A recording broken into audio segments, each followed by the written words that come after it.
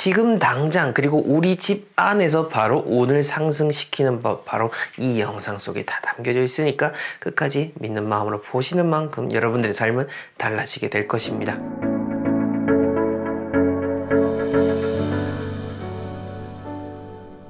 네, 저는 멋지동의 동명풍수 채널의 전동입니다. 150년의 전통을 이어서 풍수를 많은 분들에게 알려드리고 컨설팅을 해드리고 있는데요. 실상 그 본질적인 이 풍수의 가르침은 좋은 공간을 찾는 것에서부터 비롯되긴 합니다. 하지만 아무리 좋은 공간을 찾아도 그 안을 제대로 꾸미고 잘 관리하지 못하면 의미가 없게 되는 것이 또한 풍수의 가르침이기도 합니다. 자, 그래서 준비했습니다. 오늘 이 영상 속에 담긴 내용이요, 바로 여러분들이 어떻게 하면 집안을 잘 관리할 수 있는지에 대한 부분인 겁니다. 운이라고 하는 것 멀리 있는 것이 아닙니다. 지금 당장 여러분들이 바로 행동하는 것, 바로 믿는 마음을 내고 이 집안에 마음을 담는 것, 거기서부터 시작이 되는 겁니다. 끝까지 잘 보시고요, 지금 당장 실천하셔서 바로 풍족한 삶을 살아가시길 바랍니다.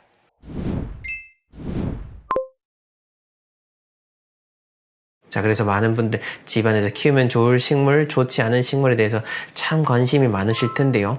물론 제가 식물에 대해서 전문가는 아니지만은 그래도 제가 보기에는 의미가 있을 것 같은, 그리고 해롭지는 않고 여러분들의 조금이나마 득이 될 수 있지 않나 라는 생각으로 몇 가지 종류를 이야기해 드리려고 합니다. 자, 우선 첫 번째로는 가장 대표적으로 이 돈과 연관된 이름을 가지고 있죠. 뭐죠? 바로 금전수죠.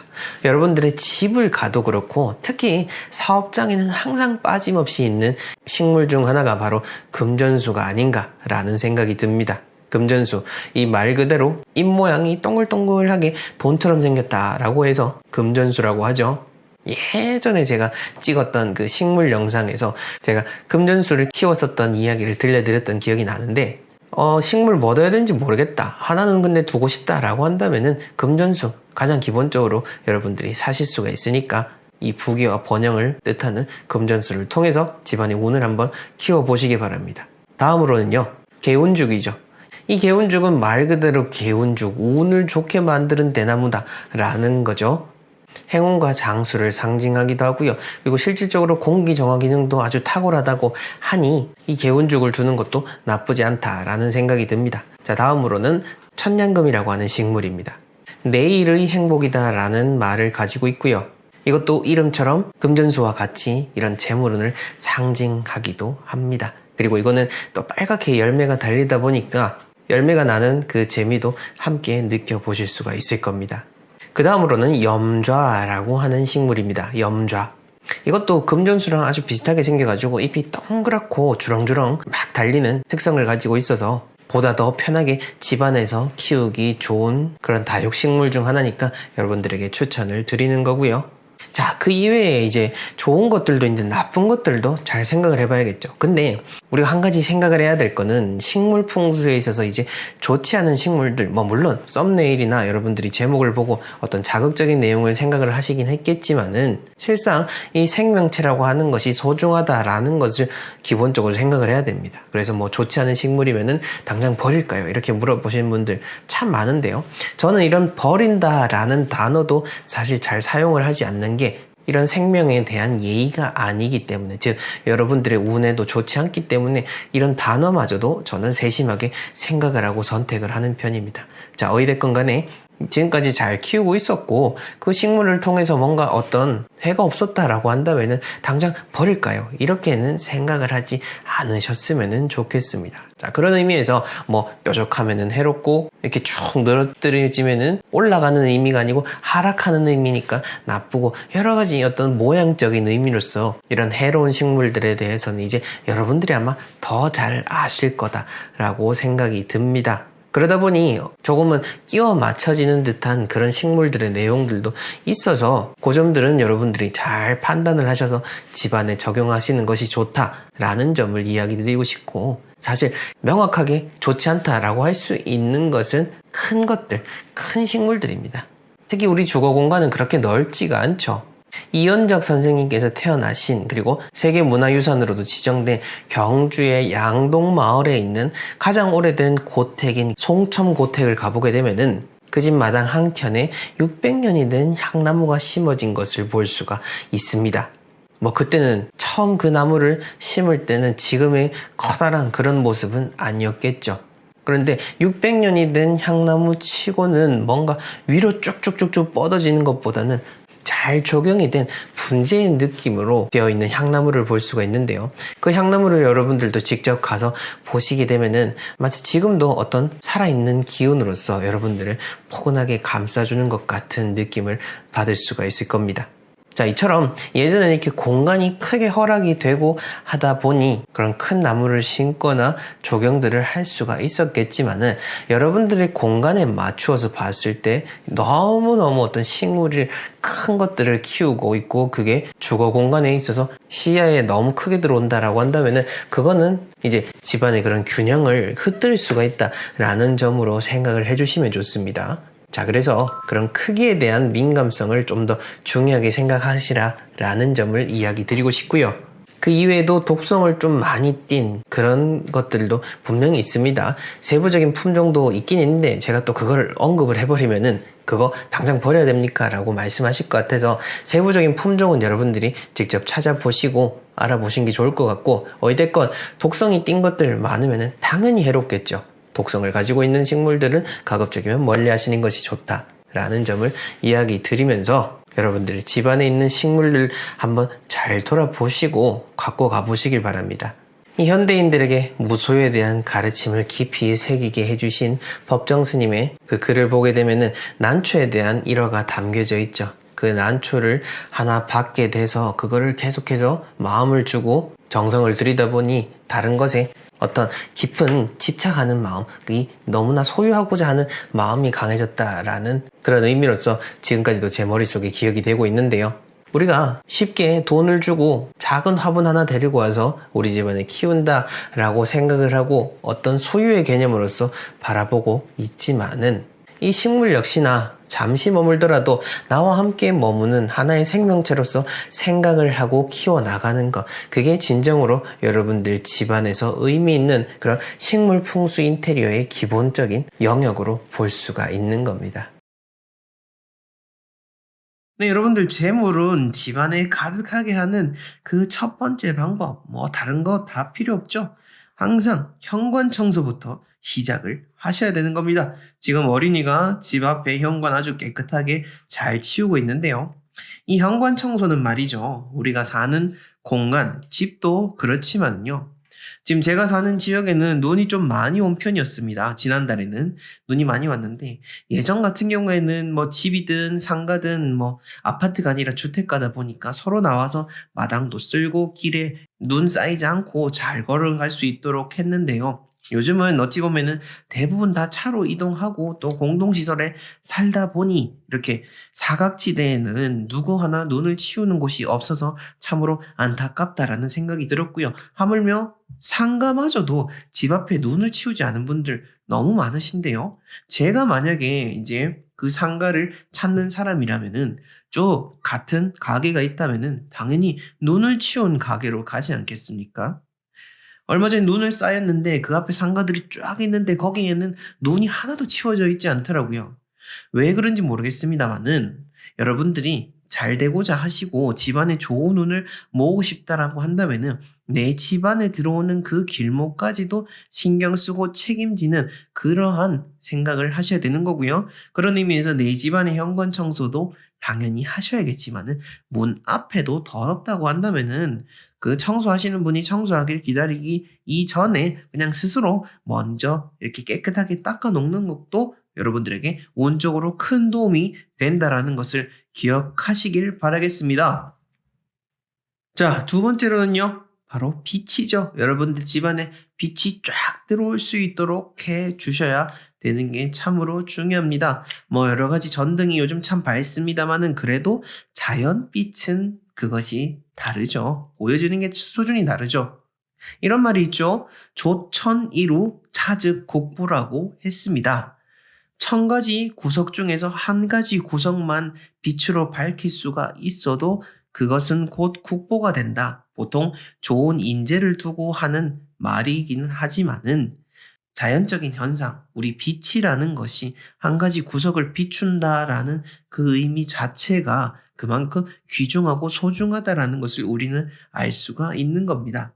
자, 그런 의미에서 우리가 빛이 잘 들어오는 그 남향집만 선호할 필요는 없습니다. 어느 향이건 간에 빛이 잘 들어오는지 안 들어오는지는 그 집마다 다르기 때문에 여러분들이 잘 판단을 하시면 되는 것이고, 설령 직접적으로 빛이 잘 안 들어오는 그런 뭐 북향이든 라고 하더라도 그래도 밝게 해둘 수는 있으니까 너무 향에 신경 쓰지는 마시라라는 의미에서 제가 이야기해 드리는 거고, 집안에 빛이 들어올 수 있는 구석이 있다라고 한다면은 빛이 들어올 수 있도록 하는 게 좋다라는 의미에서 이야기를 드리는 것입니다.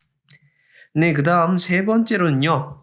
우리가 한번 진짜 재물은 한번 새해에는 한번 싹 끌어모아 봐야겠다라고 한다면은 이제 새해를 맞아가지고 한번 집안에 정리해 보시면 좋을 것 같습니다. 여러 가지 공간 수도 없이 많죠. 주방은 주방, 뭐 신발은 신발장, 또 옷장은 옷장, 거실에 있는 널브러져 있는 물건들, 또 책장은 책장. 여러 가지 집안에 이 쌓여 있는 것들이 있을 겁니다. 쌓여 있는 게 이제 구석에 짱박아 놓는 거는 그건 정리가 아니고요.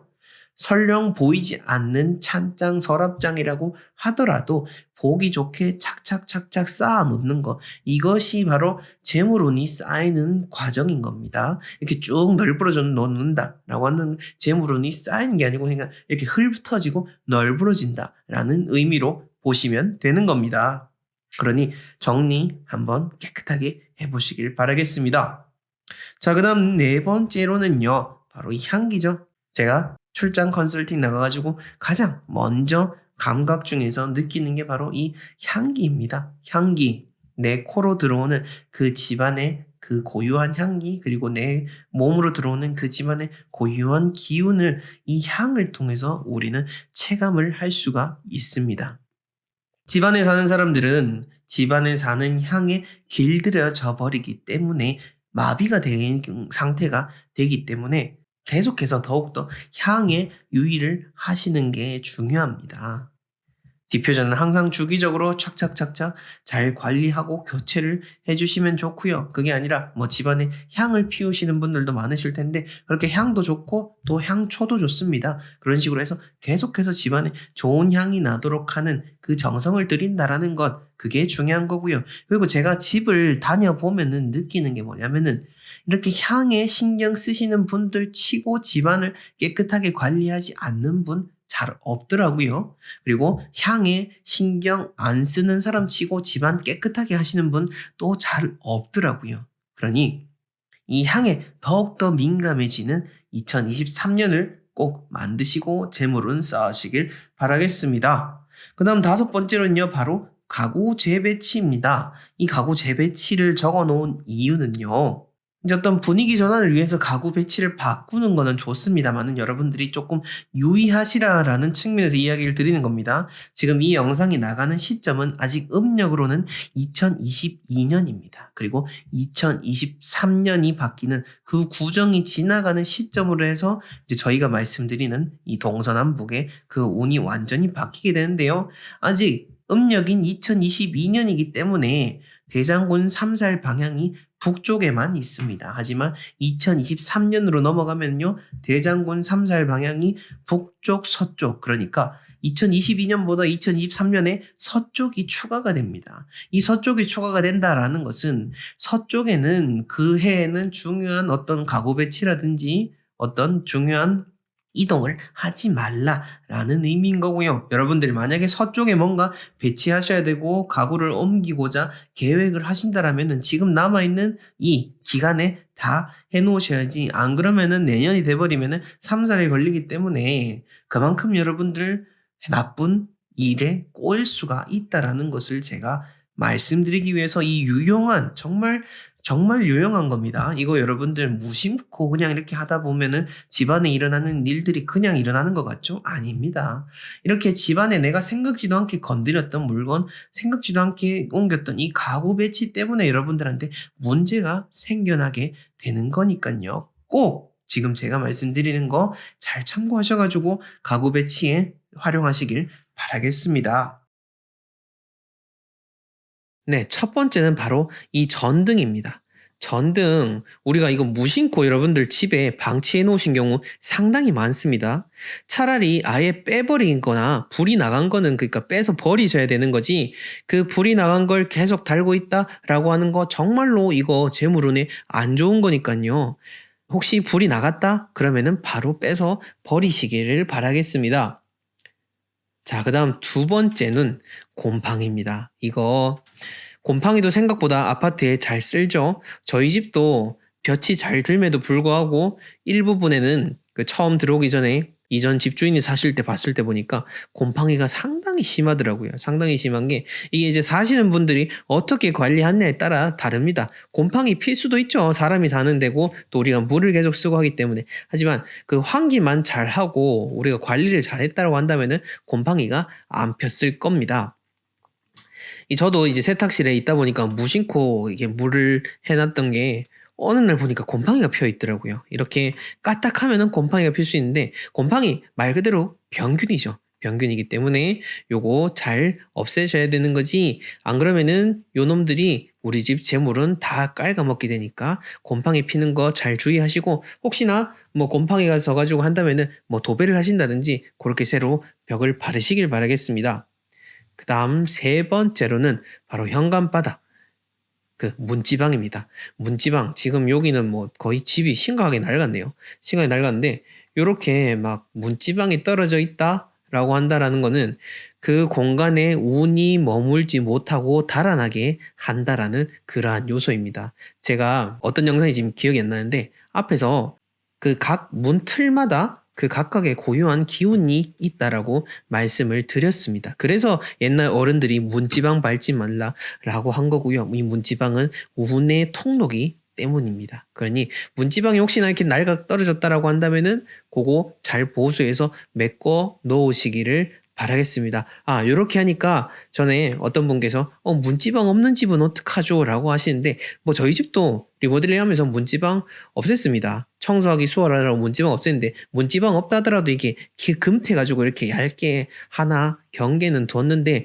뭐 문지방이 없다고 해서 거기에 너무 연연하지 마시고요. 다만 이게 드나들더라도 문지방 그 위치는 밟지 않는다라고 생각하고 드나들면은 되겠습니다. 자, 그 다음 네 번째로 무심코 우리가 방치하는 것 중에 또 하나죠. 요 옷장 문짝입니다. 옷장 문짝에 떨어져 있는 요런 것들, 혹은 문짝 자체가 아예 딱 떨어져 버리는 경우도 있습니다. 모든 거는 다 마찬가지입니다. 공간의 시작점 자체가 바로 문인 거죠. 이 문이 떨어져 버렸다? 아, 그러면은 뭐 더더욱 운에 마이너스가 된다라는 거 꼭 기억하셔가지고, 옷장 문짝이 떨어졌으면 과감하게 버리든지, 아니면은 그러니까 새로 사시거나 아니면은 과감하게 버려가지고 그냥 수납 바구니로 대체하든지 그렇게 해야 되는 거지, 요거 아깝다고 놔두면 놔둘수록 여러분들의 삶을 더더욱 더 가난하게 만들 수가 있습니다. 자, 그 다음 다섯 번째로는요, 목구멍입니다. 요즘에는 이제 액자 자체도 잘 거는 게 오히려 안 걸고 바닥에 내려놓는 게 유행이고, 꼬꼬핀이라고 하죠. 벽지에 싹 꽂아가지고 가벼운 액자 걸어놓는 정도지, 못을 많이 박는 추세는 이제는 아니긴 하지만은 그래도 못을 박아야 되는 경우가 있습니다. 그리고 못을 박았던 걸 또 옮겨야 되는데요. 이렇게 박고 난 자국이 있는 데는 어떤 식으로든 메꾸는 게 좋습니다. 자, 얼굴에 구멍이 뚫리거나 상처가 났을 때 데일밴드를 바르는 것과도 똑같습니다. 집에 이렇게 목구멍이 났다는 거, 집에 상처가 났다라는 거고, 여기에 약을 발라주고 이렇게 피부가 날 수 있도록 밴드를 발라주는 것처럼 이렇게 벽지를 메꿔주고 집에 그 애정을 쏟아야지 그만큼 좋은 기운이 모일 수 있습니다. 그 다음 여섯 번째로는요, 요 방충망 뜯어진 집 많을 텐데요. 방충망 이 뜯어진 거 꼭 메꾸시길 바라겠습니다. 그 철물점이라든지 다이소 같은 데 보면은 방충망 그거 메꾸는 거 있습니다. 싸게 구입하실 수 있으니까요. 저도 이사 와가지고 집에 방충망들 요거 갈기는 좀 애매해가지고 그거 다이소에서 쉽게 사가지고 붙이니까 벌레도 안 들어오고 좋더라고요. 깔끔한 것들 많으니까 요 방충망 뚫려 있는 거는 꼭 보수하고 메꿔 주시기를 바라겠습니다. 그 다음 일곱 번째는 금이 간 거울. 이거 참 안 좋습니다. 진짜 안 좋은 건데, 지금 이 사진에서 보면 이렇게 쫙 갈라져 있죠. 쫙 갈라져 있는데, 자, 우리가 금이 간 거울에 내 얼굴을 비치면 어떻습니까? 내 얼굴에도 금이 갑니다. 아, 무섭죠? 이거는 운적으로도 마찬가지입니다. 여러분들 운에 금을 쫙 깔라버린다 라고 하는 것과도 똑같으니까요. 보통 이거 이제 금이 간 거울 달아놓는 데가 보통 어디냐면 이제 화장대 귀퉁이에 이제 뭐 드나들면서 툭 부딪혀가지고 어느 날 깨졌는데, 이제 또 어머님들은 또 아끼신다고 또 그거를 잘 교체 안 하시고 그대로 놔두는 경우가 많은데, 그러지 마시고요. 아깝게 생각하지 마시고 그거 놔두는 자체가 오히려 더 돈이 나가는 행위니까요. 이왕이면은 얼른 금이 간 거는 교체하시고, 노란 테이프 붙이는 거 그것도 의미 없습니다. 어찌됐건 간에 말끔해야 되는 거울에 노란 테이프를 이렇게 쭉 붙여가지고 보기 싫게 만든 거는 동일하게 금이 간 것과도 같으니까요. 금이 간 거울을 꼭 교체해 주시기를 바라겠습니다.